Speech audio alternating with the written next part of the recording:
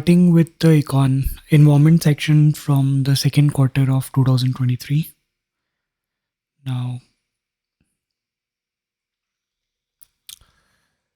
Hulok gibbon.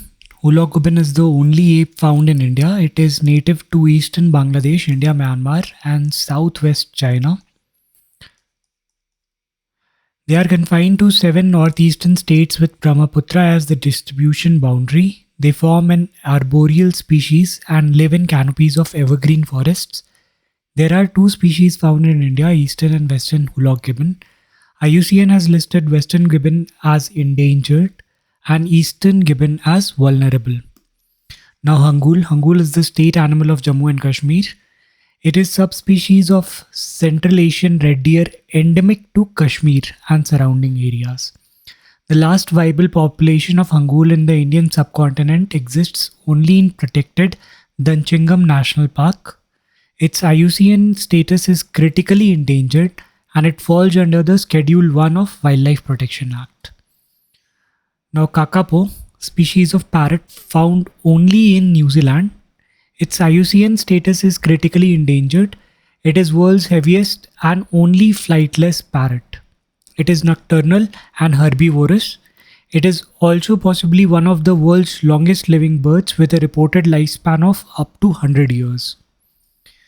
Now 75 endemic birds of India. India is home to 1,353 bird species, which represent approximately 12.4% of global bird diversity. Out of these bird species, 75, which is 5%, are endemic to the country. The highest number of endemic species have been recorded in Western Ghats at 28 species. These include Malabar grey hornbill, Malabar parakeet, Ashambu laughing thrush, and white-bellied sholakili.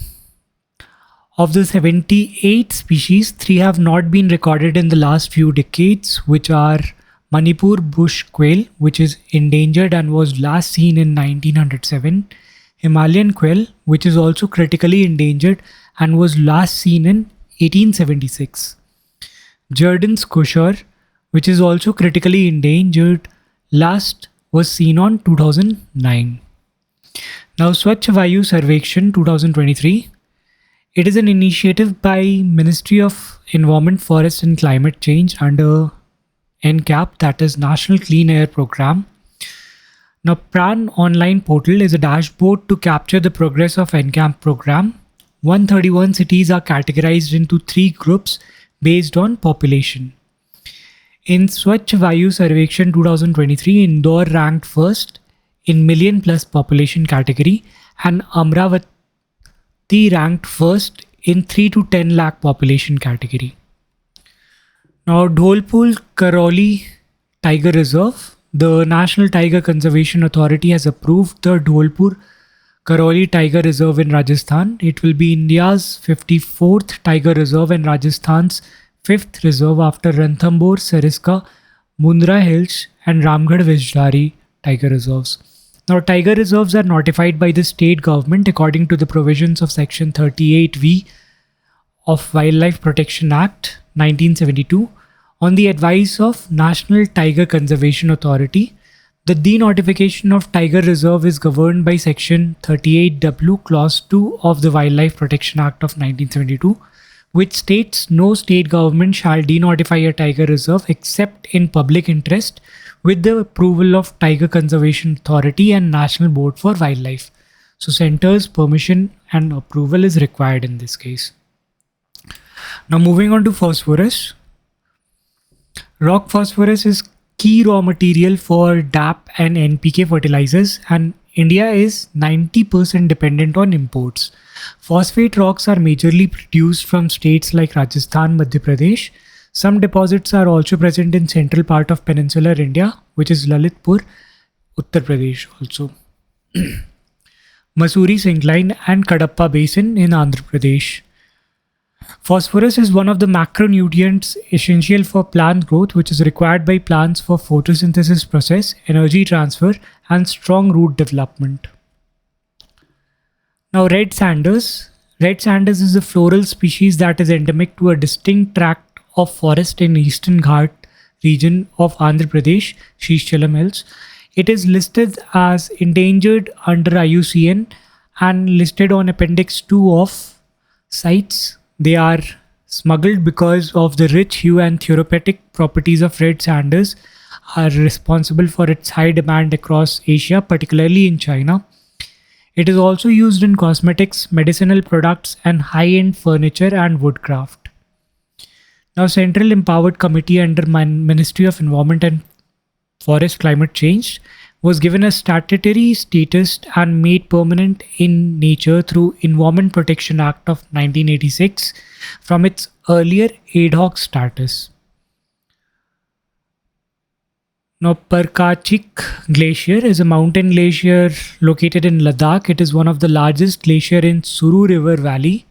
The Suru River Valley is part of southern Zanskar.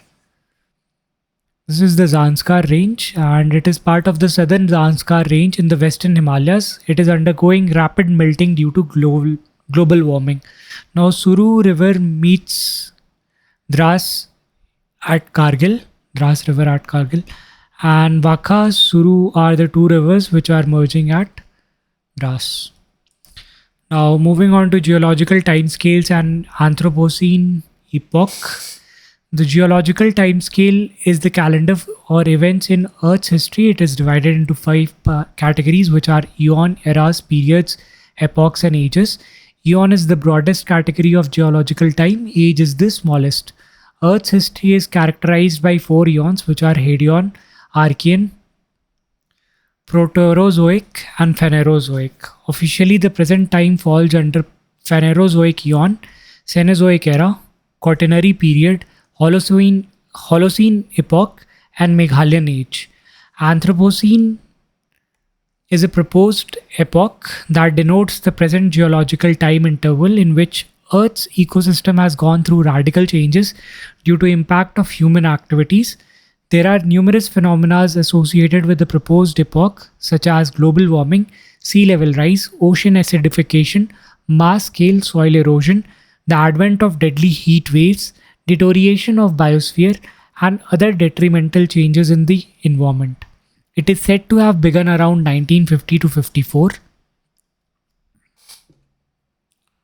So this is the representation of all the ages and eons and epochs.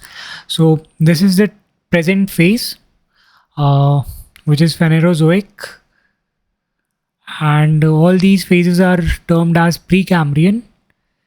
In the Cenozoic era, we have Quaternary, Neogene, and Paleogene. In Paleogene, we have Oligocene, Eocene, and Paleocene. In Neogene, we have Paleocene and Miocene. And in Quaternary, we have Holocene and Pleistocene. For Mesozoic era, we have Cretaceous period, Jurassic period, Triassic period, and Permian period. For Paleozoic era, we have Carboniferous, Devonian, Silurian, Ordovician, and Cambrian. All these are categorized as Cambrian before Phanerozoic. All these are categorized as Precambrian, and most of the Earth's history is Proterozoic. Hadean forming 13%. So 4.5 to 4 is Hadean, 4.5 to 2.5 is Archean, which is 33%, and then 2.5 to 541 million years ago, we have Proterozoic. Now moving on to some long-form environment current affairs, starting with 1 year of Project Cheetah. The completion of 1 year of Project Cheetah, which was the first intercontinental large wild carnivorous translocation project. The project is aimed at reintroduction of cheetahs in India, which had become extinct in 1950 in India. Now, the first batch arrived in September 2022, and they were from Navia. The second batch was from South Africa. Both were introduced at Kuno National Park. Now, procreation in March 2023, a female cheetah gave birth to 4 cubs, which were conceived in India. Now, 3 of the 4 cubs have died, and the 1 cub is being hand reared. Now, 6 cheetahs have died till now, 14 are remaining. 8 in the first batch, 12 in the second batch, total 20. 6 have died, 14 are remaining. All the 14 cheetahs and 1 cub are in captivity. The project authorities are talking of additional sites being prepared for releasing the cheetahs, such as Gandhi Sagar Wildlife Sanctuary and Nauradehi Wildlife Sanctuary in Madhya Pradesh. Now, debt for nature swaps. Gabon in Africa has announced a 5 million US dollars debt for nature swap. Debt for nature swaps allows heavily indebted developing countries to seek help from financial institutions with paying off their debt if they agree to spend on conservation of natural resources. Usually, banks in developed countries buy the debt of such countries and replace them with new loans which mature later. Such loans have lower interest rate. A debt for nature swap can be multi-party or bilateral. In multilateral deal, a third-party institution, usually an international non-governmental organization such as Conservation International, buys part of country's external debt from the institution that had bought it initially, often at a discount. The organization then agrees to let the debtor's country pay the debt off by investing a certain amount of local currency, usually significantly less than the face value of the original debt, in a biodiversity conservation plan. In bilateral deal, creditor country agrees to discount the debt in exchange for debtor country investing an agreed amount in conservational plan. This frees the indebted country from having to pay off some of its debt, and it can instead invest its own resources to preserve the biodiversity. Now, Gabon's debt for nature swap is the world's second largest debt for nature swap. In May 2023, the world's first and largest debt swap to conserve oceans was signed by Ecuador. So Ecuador was for oceans. Moving on to One Sun, One World, One Grid. The Conference on Transnational Grid Interconnections for One Sun, One World, One Grid was held recently in New Delhi. Now, about One Sun, One World, One Grid initiative. The idea for One Sun, One World, One Grid initiative was put forth by Prime Minister at the first assembly of International Solar Alliance in 2018. It was jointly launched by Prime Minister of India and the United Kingdoms during the UNFCCC Conference of Party 26 in November 21 at Glasgow. The vision behind One Sun, One World, One Grid initiative is the mantra, "The sun never sets."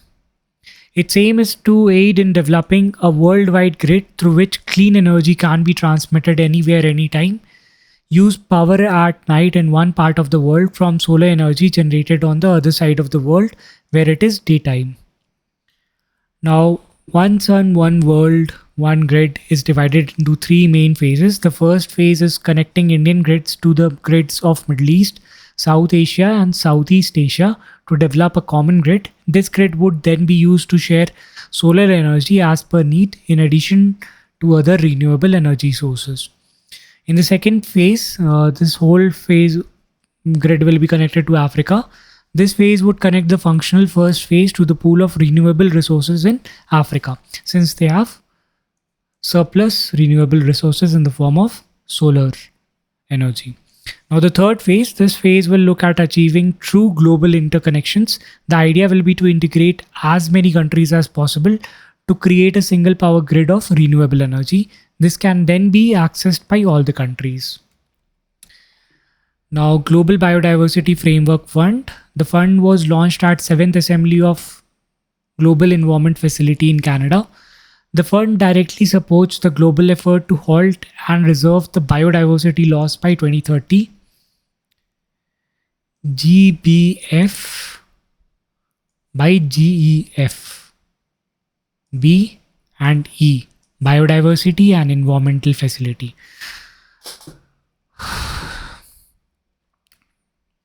Biodiversity loss by 2030, a global goal agreed by 196 countries as part of Global Biodiversity Framework established at COP15 Montreal 2022.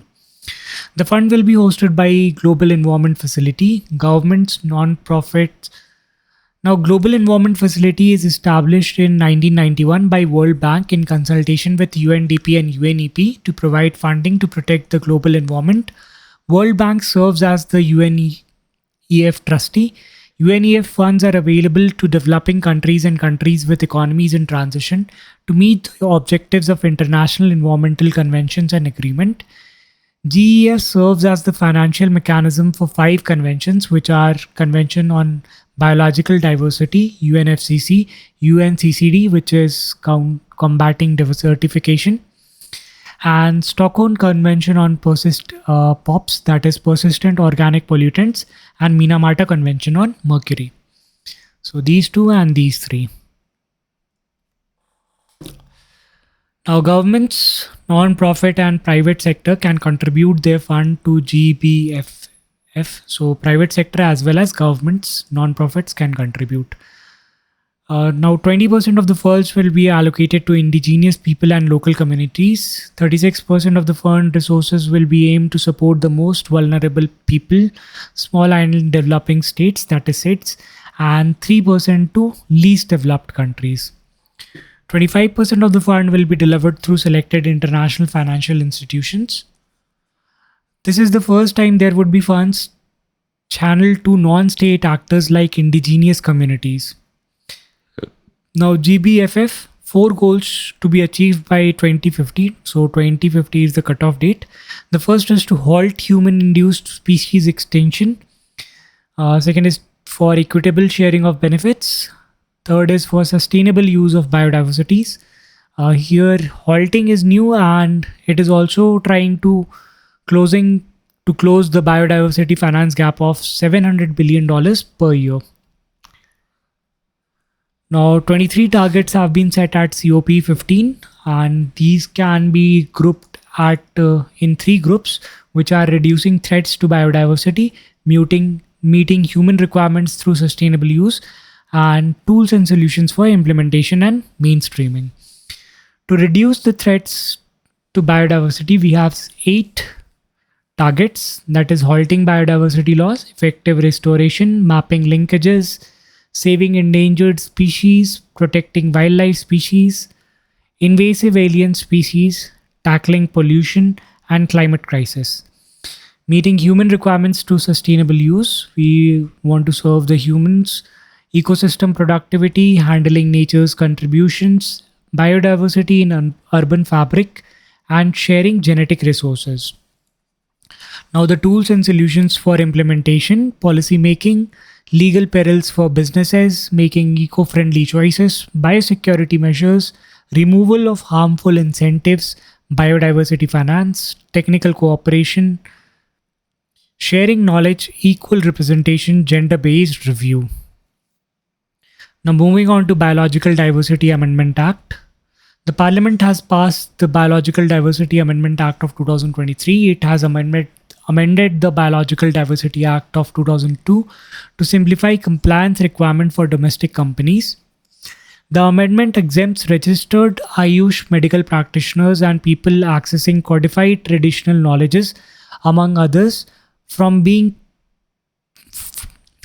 prior intimation to state biodiversity boards to access biological resources for certain purposes.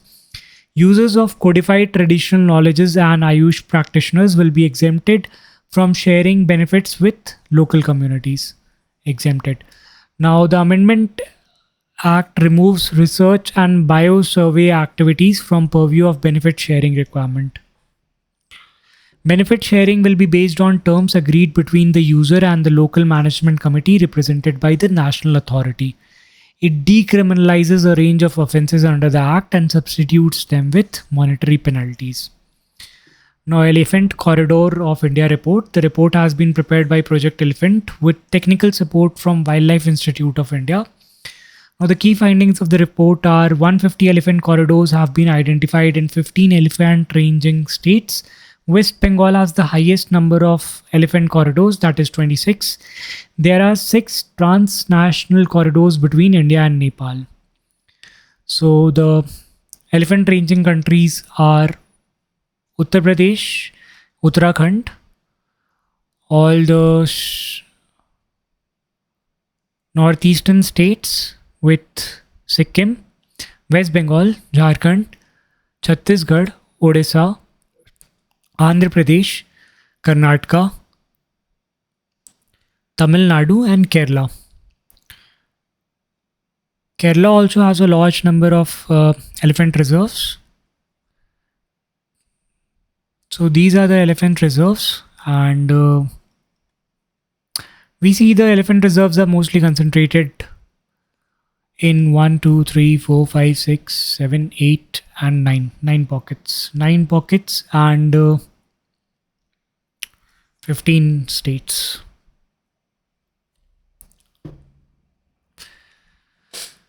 Now moving on to the Forest Conservation Amendment Act of 2023. The Parliament has passed the Forest Conservation Amendment Act of 2023. The amendment narrows the act's coverage to only legally notified forests and forests recorded in government records. This change could potentially impact approximately 28% of India's forest cover, covering nearly 2 lakh square kilometers. These forests include forests of exceptional ecological value which have not been officially recorded or designated as forest until now. States may now be free to allow destruction of unclassed forests for construction and development. Example would be Aravali Hills in the Delhi National Capital Territory. Exclusion of fragile ecosystems. Many delicate ecosystems are located in border areas, including biodiversity hotspots of eastern India, which are exempted by the 100-kilometer clause. Now, exemptions. The amended act includes exemptions for construction projects like zoos, safari parks, ecotourism facilities. However, these artificially created green areas differ significantly from natural ecosystems, which offer various ecosystem services. The act grants Union government unrestricted power to specify any desired use beyond the original or amended FCA specified purposes. This raises concern about potential exploitation of forest resources without adequate environmental scrutiny.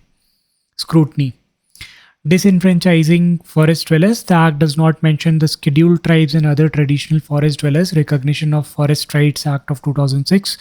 The exclusion of certain forest areas and simplified diversion process might lead to the removal of requirement to consult forest people institutions, which is Gram Sabha.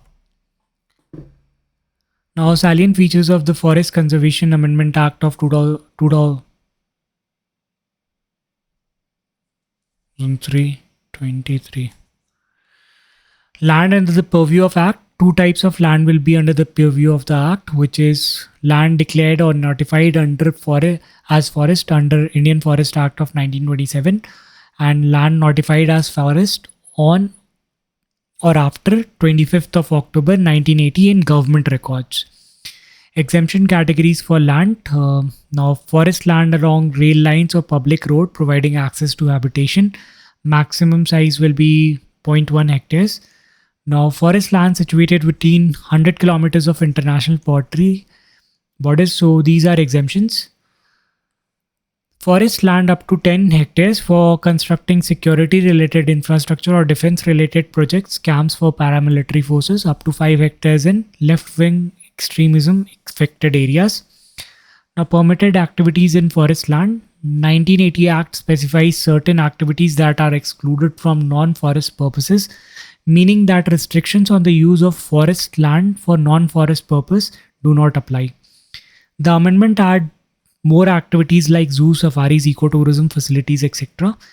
Now, the amended renames the parent legislation FCA to Wan Sanrakshan Evam Samvardhan Adhiniyam, which translates to Forest Conservation and Augmentation Act. It also inserts a preamble in FCA to express a commitment to achieving net zero emission by 2070 and creating a carbon sink, increasing forest cover, etc. Now, possible collapse of Gulf Stream. According to a study, the Gulf Stream system could collapse as early as 2025. The Gulf Stream is an ocean current that brings warm water from Gulf of Mexico into Atlantic Ocean. It extends all the way up to eastern coast of United States and Canada. The warm water go further up to the west coast of Europe, where it is called North Atlantic Drift. It is part of the thermohaline circulation or North or Atlantic meridional overturning circulation. Gulf Stream, that is warm water, influences the climate of east coast of Florida. East coast of Florida, keeping temperatures warmer in winter and cooler in summer than the southeastern states of US. Southeastern states like Texas, etc. Similarly, North Atlantic drift warms the Western European countries as well. The study estimates a timescale for the collapse of Atlantic meridional overturning current between 2025 to 2095, with a central estimate of 2050 if global carbon emissions are not reduced. The last time Atlantic meridional overturning circulation stopped and restarted was during the Ice Age, about 1,15,000 to 12,000 years ago. A collapse of AMOC would have disastrous consequences around the world, severely disrupting the rains that billions of people depend on for food in India, South America, and West Africa. That'll be all for this video. Thank you.